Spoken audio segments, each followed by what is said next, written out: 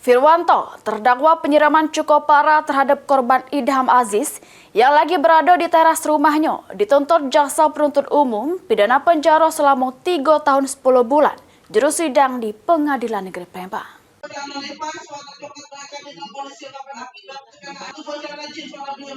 Sidang lanjutan kasus penyiraman cukup parah yang dialami oleh korban Idham Aziz pas berada di rumahnya yang dilakukan oleh terdakwa Firwanto balik lagi digelar di Pengadilan Negeri Palembang jero agenda tuntutan jaksa penuntut umum.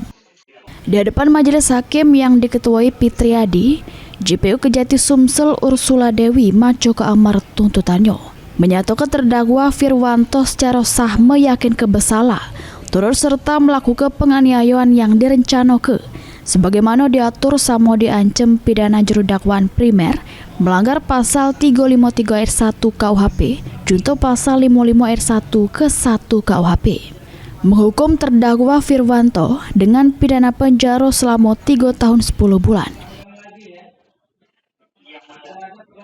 Terdakwa Muhammad Firwanto bin Muhammad Soto yang sah dan meyakinkan terbukti bersalah melakukan turut serta melakukan perbuatan turut serta penganiayaan yang direncanakan sebagaimana diatur dan diancam pidana dalam dakwaan primer pasal 353 ayat 1 KUHP junto pasal 55 ayat 1 ke 1 KUHP. Dua menyatakan pidana terhadap terdakwa Muhammad Firwanto bin Muhammad Soto MZ dengan pidana penjara selama 3 tahun dan 10 bulan dikurangi selama terdakwa berada dalam tahanan sementara dan tidak tetap ditahan.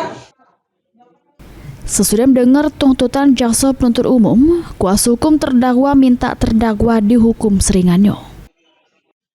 Heru Wahyudi, PAL TV.